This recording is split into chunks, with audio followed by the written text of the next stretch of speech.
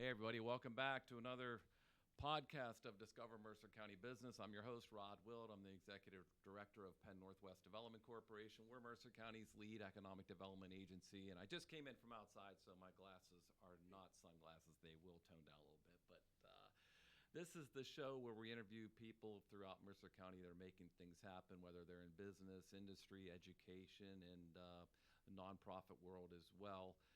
But anybody that is interested in being on the podcast, please give us a call at 724-662-3705. We're always interested in hearing from you and your ideas. And not only that, but as you're going to hear on this podcast, we're going to talk with our guests, but we're also going to let our guests talk about how they got involved in the business, kind of their management style, how they create a culture that is beneficial to not only their company, but to their customers and the people that they serve. And so I'm very excited to introduce you to one of the people that I've met over the last 3 or 4 years since I've been at Penn Northwest. His name is Doug Dadish. He is the owner of the Alpine Springs Rehabilitation Center. He's in the drug and alcohol space, but he came to this space from a very unique background. So Doug, I want to welcome you to the Discover Mercer County podcast. Great to have you with us. Hey, How's Rod. it going? Thanks for having me. I appreciate it. Hey, man. Anyone that follows Ohio State football might know about Doug, but I want to start right there. Talk about your background, how you came into this space, and just a little bit about the history of Doug Dadish. All right. Well, grew up in Warren, Ohio. Born in 1983. So I think and the reason why I say that is because I think I was really lucky to have a childhood that was free of the internet, free of social media. You know, you got to grow up watching Sesame Street and Mr. Rogers, and you know, it was a great time to be born, I think. And being in Warren, Ohio, there's a couple things, and I've been lucky enough to be all over the country. And growing up there, you learn a couple really important things like hard work. You know, my dad was a fireman, my mother was a teacher. Family of educators are people that worked in mills, and you understood what hard work was. They understood what $1 was because they earned it every day. Another thing that was good about Warren, Ohio was sense of community. You know, there's a lot of pride in Warren, Ohio, just like there is over here. People are really proud of where they came from. There's pride in every sports team. There's pride in every business. There's pride in every person.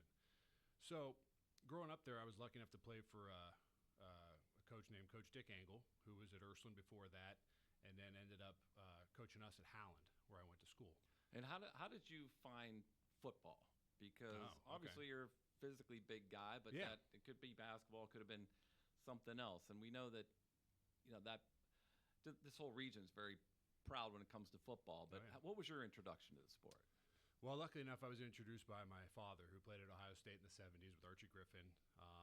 And I grew up going to Ohio State football games, meeting all the guys. So that's how I was introduced to football. But my dad was smart about a couple things. I wasn't allowed to play football until I was in 7th grade because, A, I was too big, so I beat the weight limits. But also he was like, you don't need to learn football. You need to learn how to be an athlete and do different things. So I played all types of sports, mainly soccer. I played soccer all the way through. So it was interesting to be around a bunch of smaller guys. You had to be quicker and learn footwork and conditioning. And then when I found football in 7th grade, I was surprised because there was other kids that had been playing football for a long time, and I'm big, and I'm kind of getting beat down a little bit somehow because I just didn't know how to play football. And eventually I started to learn the various techniques and things like that, and was lucky enough to play as a freshman at Howland. Coach Angle showed faith in me, and you know, it's something that I think parents are afraid of doing, of putting their kids in the deep water. And my parents were never afraid to do that. I always played up. As a kid, if I was 10, I was playing against 12-year-olds. If I was 12, I was playing against 15-year-olds. And I got beat on the first year or two, right? And it's a lesson that you got to get up and get going. But when I started playing against kids my own age, it was like playing with children. You know, I was so used to getting beat on. So we're actually doing that with my son too. But football was always part of my life. Yeah. And still is. I mean, that's yeah. kind of the cool thing. Now, you mentioned your son, so you're doing with your son kind of the same model that your father followed with you, and that is to develop the athlete first and then get him channeled. And do you think he's going to get channeled into that football space at this point? Because I know he's not quite at 7th grade yet. So. No, he's 7, but it's odd because he just assumes that it's like the family business. Because my dad played at Ohio State, and then I played at Ohio State and played in the NFL, and all my friends played at Ohio State, played in the NFL. So when he's around them and their kids, it's just normal, which is really cool because a lot of people think that if you grew up and you didn't know that was possible, you didn't have somebody as a touchstone for what's possible, it seems impossible a lot of times. But I always knew playing college football was possible because I was around it all the time. And the NFL seemed a little bit impossible, but then when I started playing at Ohio State and playing with a bunch of guys that played in the league and played against a bunch of guys that played in the league, it showed that it was possible, right? You need those touchstones. I always admire people that have like my buddy A.J. Hawk, right? He's a great football player, played at Ohio State, All-American, all-time leading tackle, Green Bay Packers, like killing it. But neither one of his parents were athletes. And it was his brother who played football at OU that showed him it was possible. And I always admire people like that because they never were around it to even know what it took. So, yeah. Fascinating. Yeah. Well, it's kind of a prelude to the business that you're in now. Yeah. As everyone that has played any sport at any high level, the injuries came, right? Oh, yeah. And so talk a little bit about that, some of those challenges that you worked through, because ultimately it led you to your life's work. Yeah, 100%. So, everybody talks about it. You never know when your last play is going to be. Well, I was at the Tennessee Titans, and my last play was on a field goal, of all things, where, just the most light contact, typically, no big deal. It's never a big deal. I've done it, probably 10,000 times. And I had my arm out there and exploded my shoulder and was like, oh, this is bad. And, trying to keep on the roster, you don't say nothing. And then you end up getting hurt worse and worse and worse until it's so bad that you're done. And, for people that lose careers, it's almost like having a death because you've put everything you've had into it since I was in 7th grade all the way through. Every single part of your life runs around your sport. It's vacations, when I got married, when all my friends got married. Everything is put into that. And when that's taken away from you and the rug's pulled out from under you, you also don't realize at the time that you had this infrastructure set up to make you successful. The only thing we had to do was go on the field and play a game to win the game. There was thousands of people behind us supporting us that entire time. You don't realize that until you get into business and you don't have an infrastructure anymore and you got to build that infrastructure from scratch. So it really makes you grateful for that, and it teaches you that you need to support people just to get the people on the front of it to be successful. So here you are, you're in your late 20s, right? Yeah. And that chapter ends abruptly. Yeah. And, fortunate maybe to save a few dollars, but that's not life-sustaining money. So then then this idea or this exposure to drug and alcohol addiction hits you. Yeah. How did that hit you, Doug? And how did you ultimately decide that you were going to build a business around helping people? Well, there's a couple of different factors to that. Number one, grew up around addiction. It's been a part of my life since I was a baby. I know how it affects families. Number two, I've lost a lot of people to addiction. Number three, when I got hurt, I was taking opiates as prescribed by my doctors because I was having crazy nerve pain. Like my hand wasn't working, my arm wasn't working. Like it was really bad. And I'm lucky enough to be one of those people that doesn't like opiates. They make me kind of speedy. Whereas some people, it's the greatest feeling they've ever had in their life. And that's part of how their brain works, and that's just how my brain works. But taking them as prescribed, when I got off of them, I got sick. I didn't realize in the time, but I was actually detoxing from opiates, even though I was taking them as prescribed. Now, had I been an opiate person that loved them, there's no doubt in my mind that I would have been addicted, chemically, physically, and then mentally. I've had plenty of friends. I play with a guy at Ohio State. He had a drug problem, and he's dead because of it.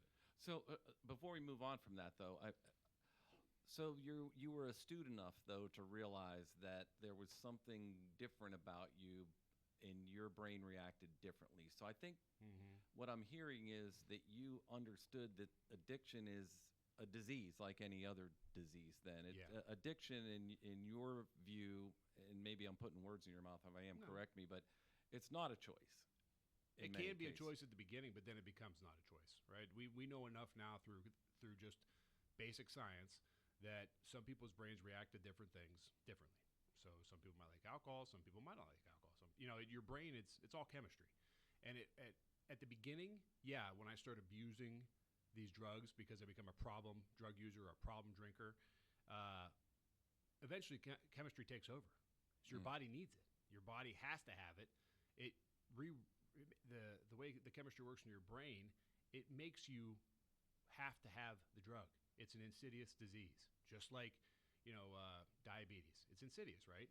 And it eventually makes you have to have the drug. Now it's a different thing because it's not dealing with the dopamine system, but it is a disease, and the science backs it up. People that say they have a choice, they had a choice once, but they don't have it anymore. Okay, interesting. So let's go back. Let's hit the rewind button then. Okay. You're around addiction. You have people in your life that either recovering from injuries or not whatever, recovering, or not recovering. Right.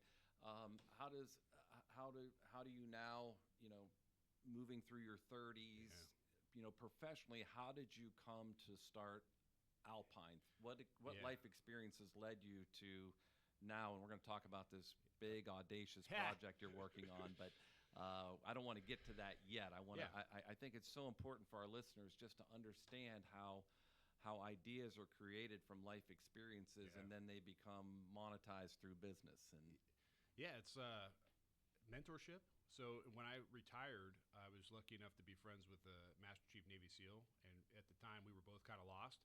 He was still operating, but he lost his eye due to cancer, so he had some time off, and I just destroyed my shoulder, and we had become great friends over a couple years, and we just decided to make a hunting television show, which morphed into a production company inside the military space. And mentorship, learning from him, having him teach me a bunch of different life lessons, because we spent a lot of time together, that led me down the road of, what do I want to do with the rest of my life? Like, this is fun. I'm kind of searching for myself. I'm kind of searching for something that I can sink my teeth into, something I can be passionate about. I mean, I got plenty of friends in finance and everything. They're all bored to death. Like, they're making a bunch of money, but it's not rewarding in any way, right? Moving numbers and making money off stuff that you don't actually sink your teeth into, it's not fulfilling. And Jim Tressel was my coach at Ohio State, and he always preached to us. He said, if you can find something that you're passionate about that helps people and can make money, you figured it out. Mm-hmm. So started off as an investor in this business, and through some trials and errors, ended up taking it over and really sinking my teeth into it. And I started off just wanting to help people, right? Sounds great. We need beds, because I've had the experience in my life of having to make a phone call. I have an addicted person in front of me who I love very much. I haven't seen him in a while. They either in jail or on the streets, and they're looking at me and they're saying, I want help, and I'm making phone calls and I can't find a bed, and then they disappear again into the world. And that experience is true to a lot of people that have had family members or friends in this space. And I just didn't want anybody else to have to go through that. So that's the nexus point of that. Come to find out, running a medical facility and dealing inside the state and with all the other factors is actually pretty difficult and interesting, especially when you know nothing about it.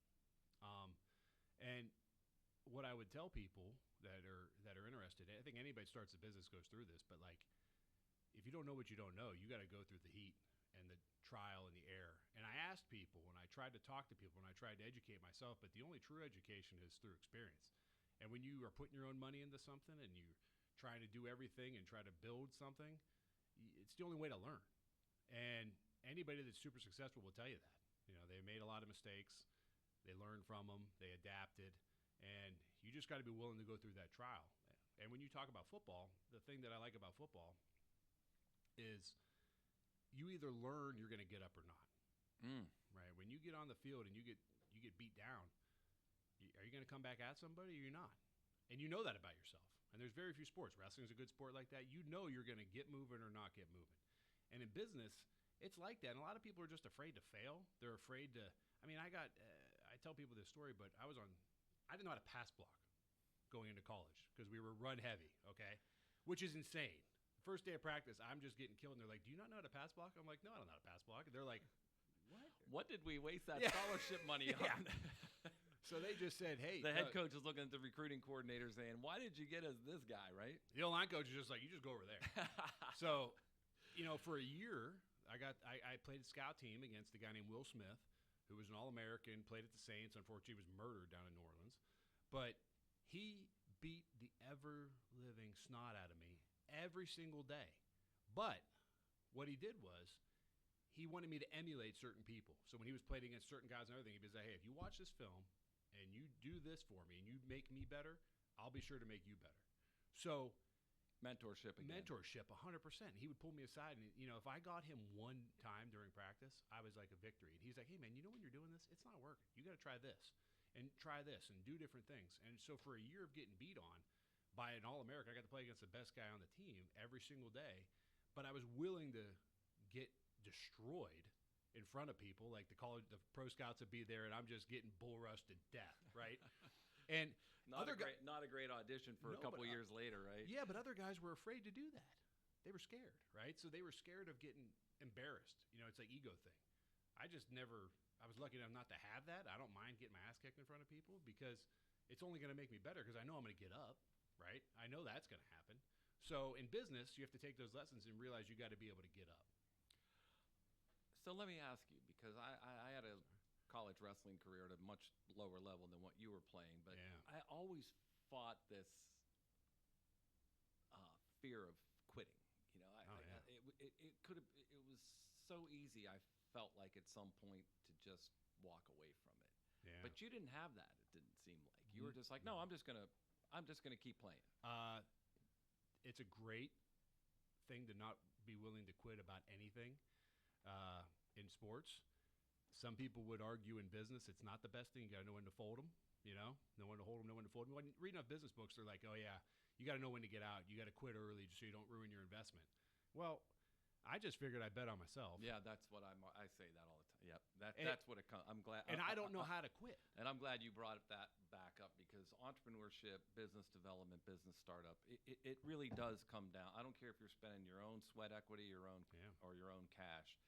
You got to bet on yourself. You got to bet on yourself, but you got to, after you've bet on yourself, you got to bet on your team, and you got to develop your team, and that's the hardest part. So when did Alpine Springs Rehabilitation Recovery Center start for you? When 2016 is when it started. Okay, but 2018. you were an investor at that point. I was an investor in 16. Yep. In 2018 is when I came in. You got handed the business. Yeah. I got kind of handed blew the up, keys. and it's like, take it from here, Doug. Yeah, take it from here. And realizing that I had listened to some people, and because I was new to the space, I was thinking that they knew what they were talking about, and I had this little voice inside my head, that doesn't sound right, that doesn't sound right, that doesn't sound right. And then you go and you trust and verify. I think Ronald Reagan said that, right? Yep. Trust and verify. I started that process where I'm going to trust what you're saying for the most part, but I'm going to verify it because at the end of the day, all the stuff rolls on me. So I ended up going through a process with somebody that wasn't exactly telling the truth. And then I started to work on the people, work on the state. Now, working inside of a medical facility, it sounds awesome, but there's so many regulations and regulatory things you have to go. So you have to kind of go to college, master's degree, and that stuff. And learning and adapting to realize that you got to realize that they're telling you the answers. They're not trying to obfuscate stuff from you. Like, they're giving you a checklist of things to do. If you hit the checklist and you give them the ability to check those boxes, you're good. But trying to overthink that or trying to think around it doesn't work because that's what we do. We think outside the box. The people that work inside the state departments, they don't think outside the box. They think directly in the box.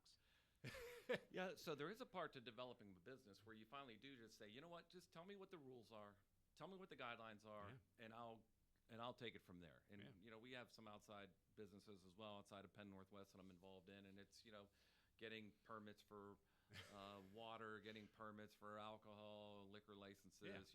You can I have a political background. It's like, don't you know people that can? No, it's not who you just go through the process. And that's also part of business. There's times where you got to think outside the box, and then there's times you got to maneuver inside the box and be really good at it. Yeah. So you develop a facility in Jamestown. Yep. A small facility. It's operating. Yeah. You're doing fine. Doing okay, yeah. And then what? So I developed, first was in Linesville, and then we expanded to Jamestown, and we were running on all cylinders because once we developed the product, the program that we knew was working for people, we wanted to be able to expand that product to offer more services for people in our area. And so we built a place in Jamestown, and that thing was going good. We were actually just starting to be profitable inside that facility, which was awesome. The model was working great, and then we had a fire. June 4th of last year, we had a fire, which is devastating. Nobody got hurt.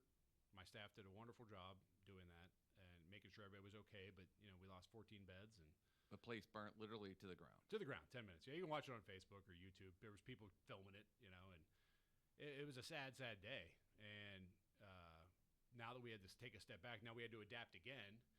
Take a facility, put another service line back in a facility that doesn't have that service line. And again, I was doing every job in the facility for the first 2 years, working as many hours as the day, not sleeping, worried about everything.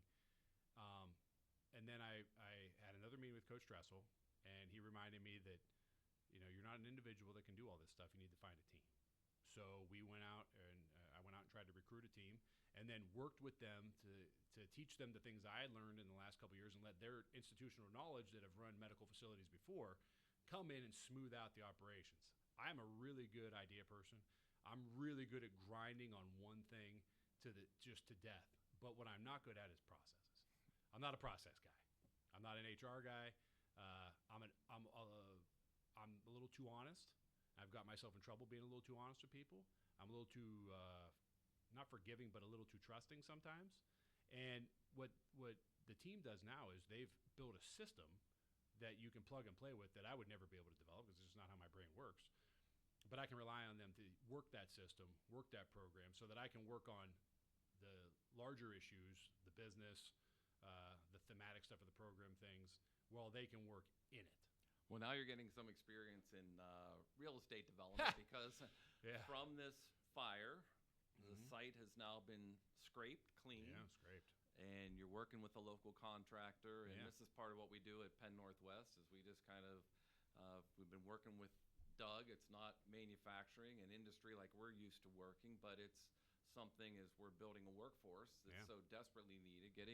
Getting our people who are suffering with addiction and mental health issues that lead to addiction, get them into your facility and others, get them rehab, get them ready to go back to work on that transition, take advantage of programs at the Career Link and other places. But now give us a snapshot of what's going to be happening on the site here in the next year, because you got some big plans. So what we're looking to do is create a model that could be repeatable. This is a model that's worked in other states. It's not some brand new idea, but basically the idea is to take a person that's severely addicted, that's in need of detox, and not being a contributing member to their family, society in any way, and after a year, being able to turn them back out into a productive member of society, a non-addicted person in the workforce, and keeping them here in this area, because we lose people all the time.